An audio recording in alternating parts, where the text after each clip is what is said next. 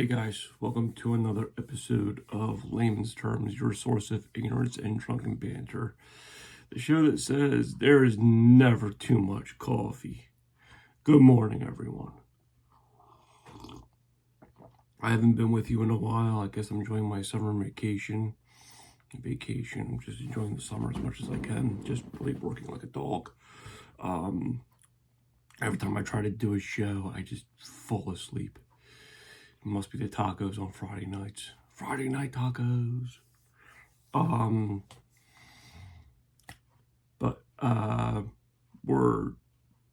The show I'm doing today is a biography on Howard Stern. It's something that I wanted to do for a very long time, and I just want to, I guess, kind of sort of pay the homage because I used to listen to him when I was a kid. Started listening to him when I was 10 years old. At 10, and this guy's talking about, boobs and farts and everything like that. I was immediately hooked. I was an average Stern listener. So much so in high school, I had an ex-girlfriend say, "Whenever I think of Howard Stern, I think of you." That's pretty bad. Or pretty good if you think about it. But first I want to get a shout out to all the other shows. The Sidebar Cantina, they do their Dave and Jason, they do their show every other week. That's fine. The Escape Pod just celebrated their 200th episode. Congrats, guys. Really proud of those dudes. Used and Abused with Scott and Kim, they're always talking about NASCAR in the cars. I listen to Kid Chris, and they have a girl named Sarah Elise. And she's like, "No cars?"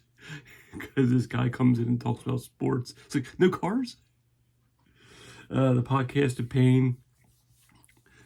Darius just lost his father, so, I've been keeping in touch with him. Here's to your dad. I wish it was whiskey, but I'm sorry. Pop My Culture, I think is coming back. I'm not sure. I think they just bought a house. Congratulations. Sweet Studios is always doing something crazy. The Orange and Fett show, that's a show you have to watch because they are goofy as anything. Big shout out to those guys. The Backyard TARDIS. I saw a video of Backyard TARDIS. His wall was like smashed in. Like what happened? What happened to your TV?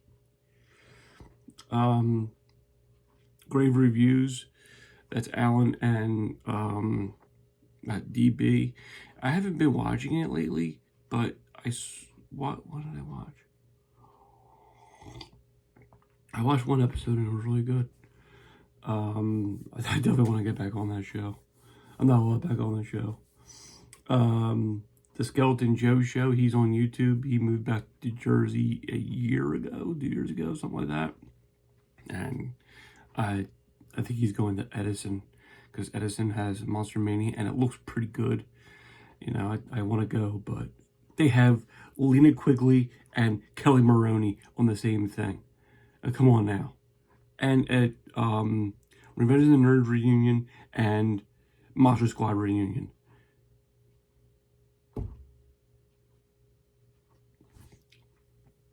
Blueberry Games.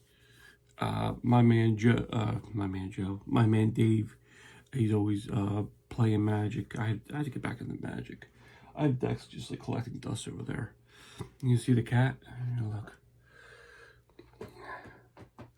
He's just sleeping. Once my man cave, now it's storage. I know Bruce Lee's being blocked by a NHL thing. Guys have it bad, I'm telling you. Comics and Cosmetics, that's my girl. Please subscribe to her. She's knocking shit out, man, making shit happen. So, I might have to go up and get more coffee. I'm not sure about that. Or bring the coffee down. I'm not sure about that either. I'll find out. So, Howard Stern. He was a really good interviewer. He's still around, just no one talks about him anymore. He was born on January 12th in Jackson Heights, Queens, New York. His parents were Ben and Roy Stern. They were Jewish. He's the second kid. The older sister is named Ellen. Ben served in World War II, worked as a radio engineer. He worked at WHOM in Manhattan. Co-owner of RIA Records Industry, where cartoons and commercials were cut. In 1955, Stern moved to Roosevelt, New York, Long Island. He attended Hebrew school, of course, because that's what all the Jewish people do. You have to. My kids go to Bible camps. It's the same thing. He played with marionettes, and if you ever see Private Parts, he played with marionettes, and he'd do shows for like old people, but he made it dirty. Like the marionette was like screwing the other marionette, and then a dog marionette came in and screwed both of them. He had a crazy sense of humor.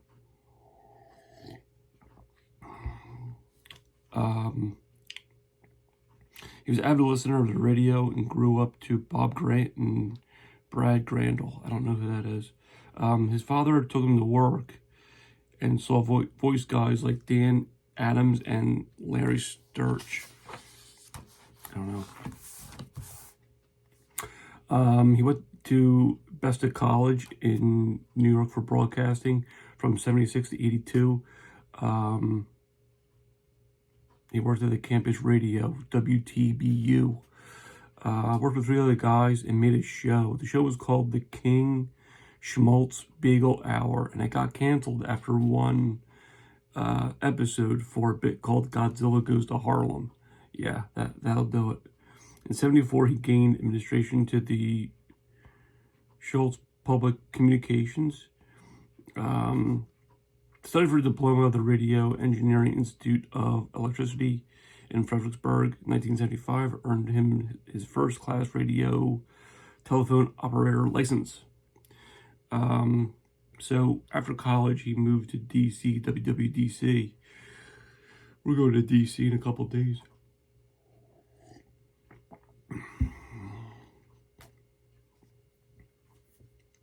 He was paired with Robin Quivers. Robin Quivers has been on the show ever since.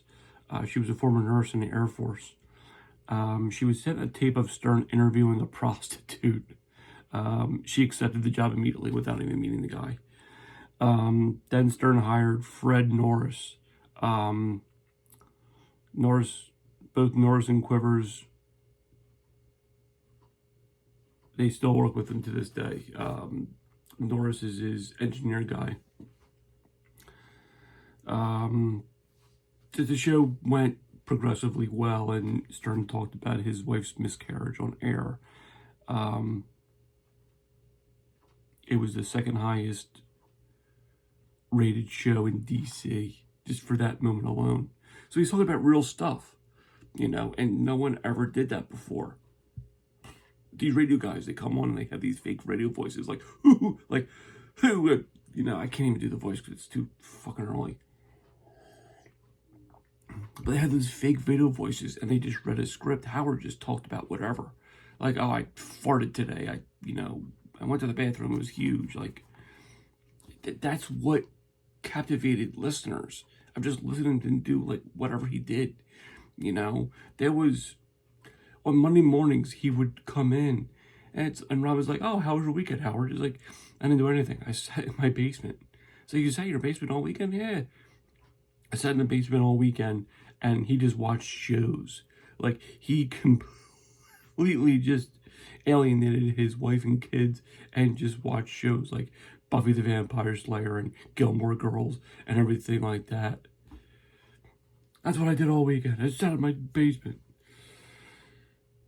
Kind of like what I do. WNBC offered Stern a $1 million year salary to work afternoons. He signed on with WNBC in '82. He was terminated from DC, making fun of all the DJs. That doesn't make sense. He was terminated from DC, made fun of all the DJs. Okay, I guess if I wrote it down. NBC wanted to control Howard Stern, but he didn't allow to bring Robin Quivers and Fred Norris. First month he was suspended because he did a bit called Virgin Mary Kong, a bit about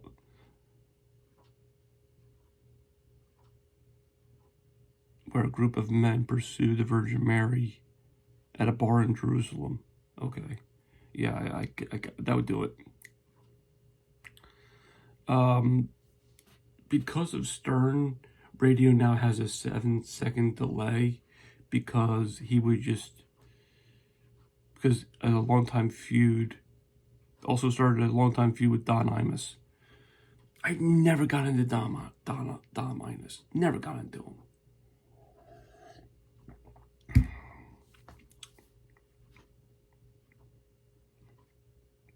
He was in a movie, a low-budget movie called Rider R.I. in '86 with Benoit. That was his name in the movie.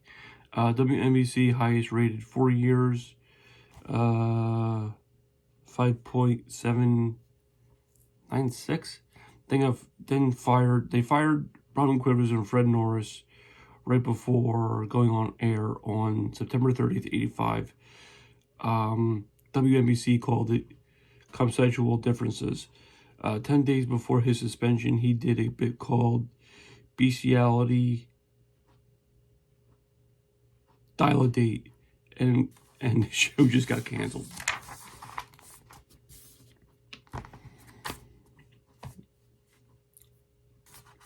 From '85 to '93, he was hired for WXRK.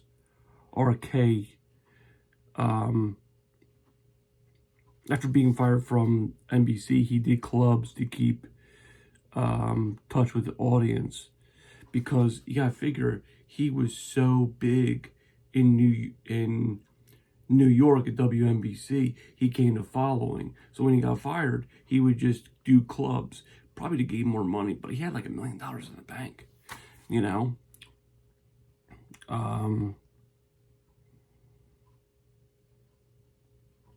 I can't even read this. Hang on. He turned down an offer to work in LA because he wanted to stay in New York. He kicked NBC's ass by signing on to WXRK. Signed a 5-year deal with Infinity for $500,000.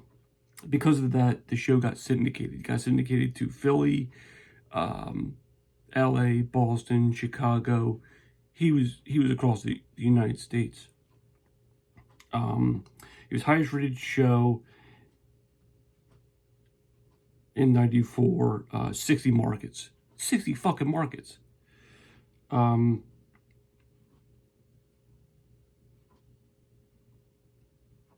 Howard Stern's Negligee and I can't read my own handwriting. Underpants Party. It was like he did pay-per-views also. He sold out the Nissan Coliseum with Howard Stern's U.S. Open. He played tennis against his engineer Gary Dell'Abate, Baba Booey. I think he won. I don't know. Re-signed with Infinity, 5 years, $10 million. The Channel 9 show on WWOR. If you can find this on YouTube, it is fucking crazy. Viewer discretion extremely advised, especially with this fucking woke culture. It was crazy. And at the time, I wasn't really a big Stern fan. I didn't really know what was going on. But I remember my uncles and his friends every Saturday night just watching the Stern Show because they were Stern listeners. Like, I couldn't watch it.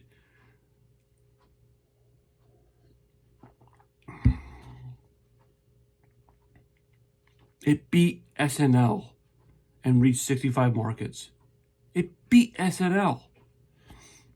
There's only 69 episodes. He became the self-proclaimed king of all media. He was the #1 show in LA and New York. He did a pay-per-view called Howard Stern's Bungo Fiesta, which really he just dressed up as a Maserati. He dressed up in like a Spanish outfit and just banged on girls' asses. Like, that's what he did. The 92 MTV Music Awards, he came down as Fart Man and did a skit with Luke Perry, and Luke Perry grabbed his ass.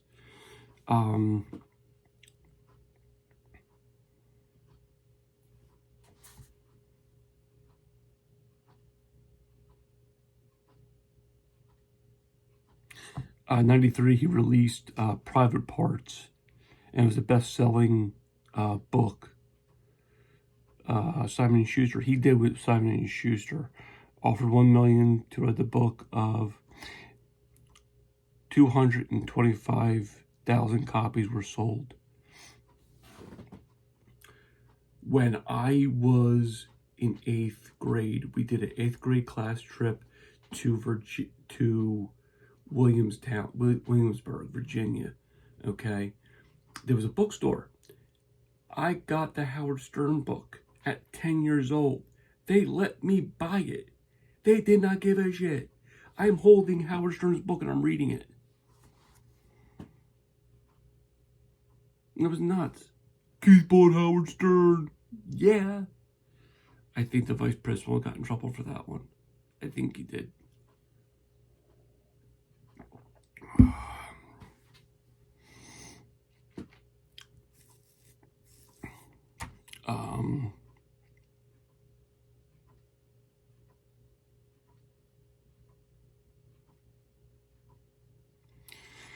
He urged listeners to elect Chrissy Todd Whitman to govern New Jersey, and she called in. And because of that, she named a highway stop on 295 in Trenton after Howard Stern. I've never been there. It's up in Trenton. It's up in North Jersey. Chrissy Todd Whitman, I just remember her being a fucking bitch.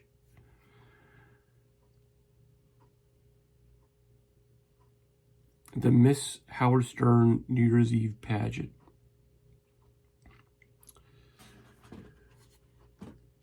He hosted the show and everyone had a bit. So Baba Booey dressed up like a monkey. Robin Quivers had a skit. And it was just a bunch of women doing crazy things. There was a lesbian who took a chainsaw, took a block of ice, carved a woman out of the ice, and proceeded to make love to it. It was a crazy show.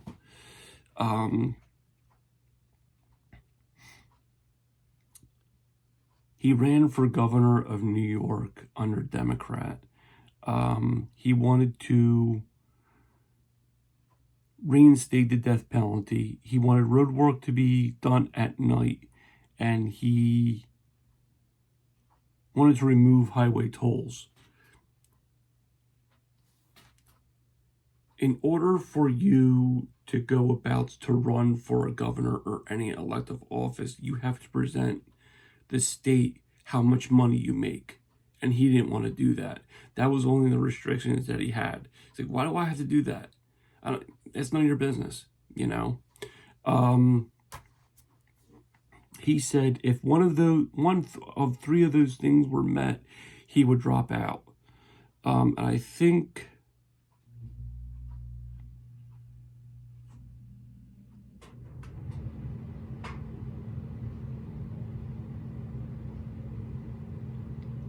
someone else got the road work to be done at night, and that's when he left. I don't know who did it though. I don't have it written down. Um,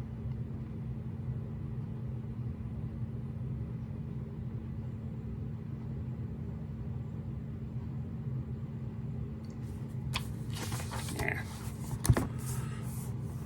You have to bear with me. It's still the morning.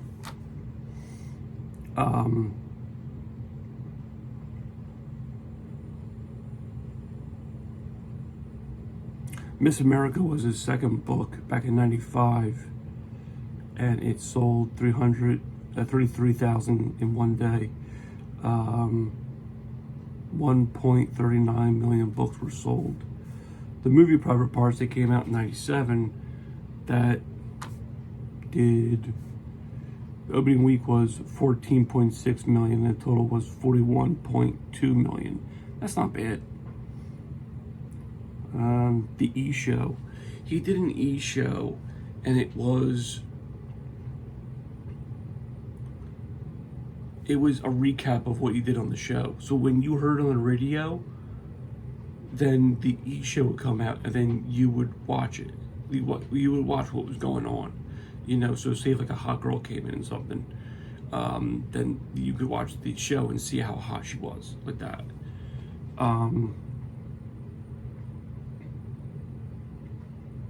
He did a show called Son of the Beach, and it was a parody of Baywatch, and Howard Stern was the executive producer.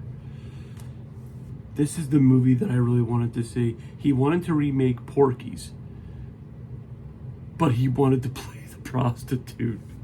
That's what I wanted to see.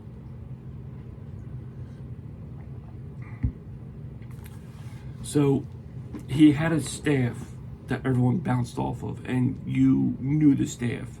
You knew Robin Quivers, you knew Fred Norris, you knew Jackie the Drug Man Martling, Artie Lang.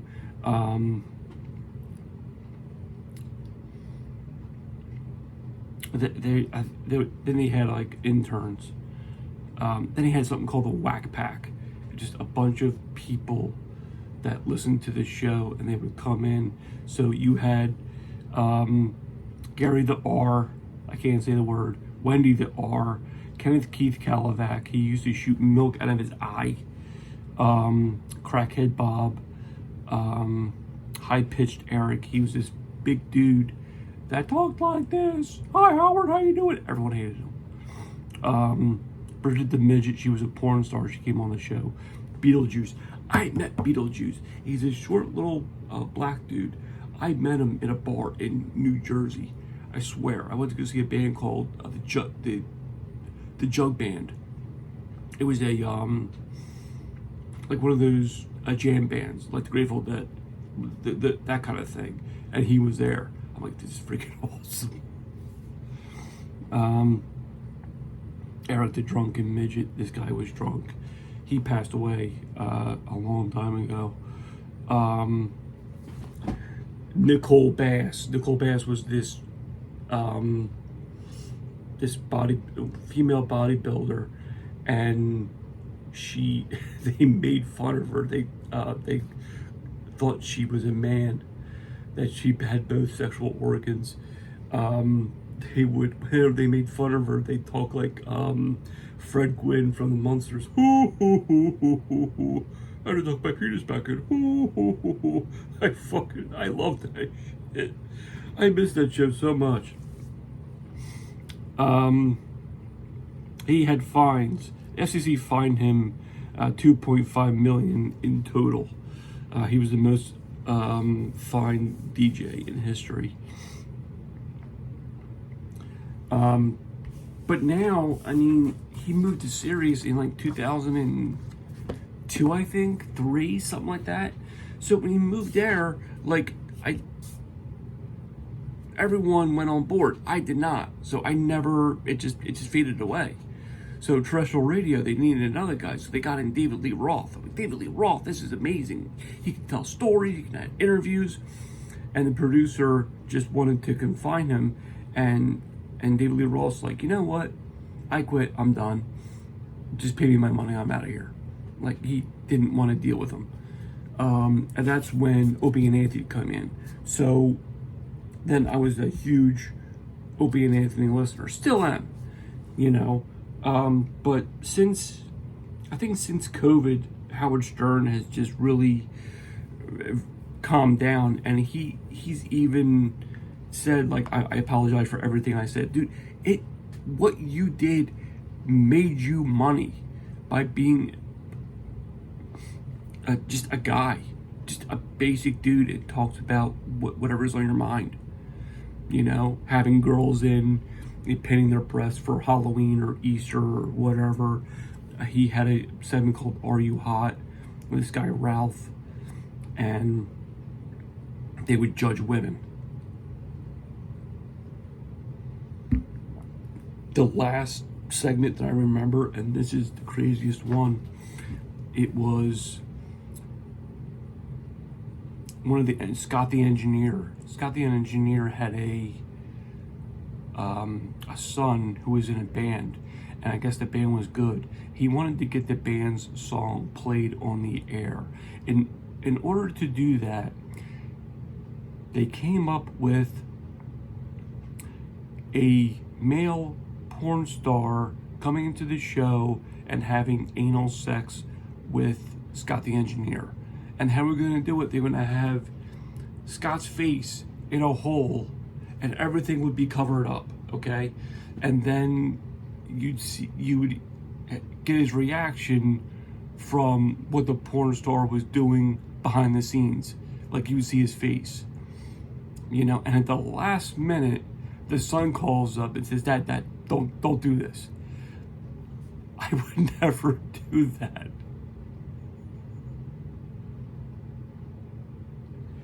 That's all it means to getting your son's bands played. Go on YouTube. But YouTube wasn't a thing back in the day. So, but now he resides in Florida. But really it's New York, but really it's Florida. It's a lookalike studio. And he just has A-list guests. You know, he's not the Howard Stern of old. But years ago, I ran into a deer. I had a deer, and the insurance company gave me a Jeep to drive around in, and it had Sirius. I'm like, cool, I can listen to Stern. It was so goddamn boring. It was him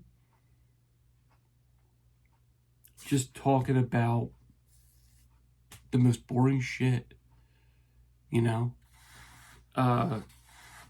He's best friend with Ellen DeGeneres. And that's not a friend you want to have, in my opinion. You know? God, I'd rather hang out with my cats and be friends with Ellen DeGeneres. And not because of the fact, because, you know, she's just not a nice person. No.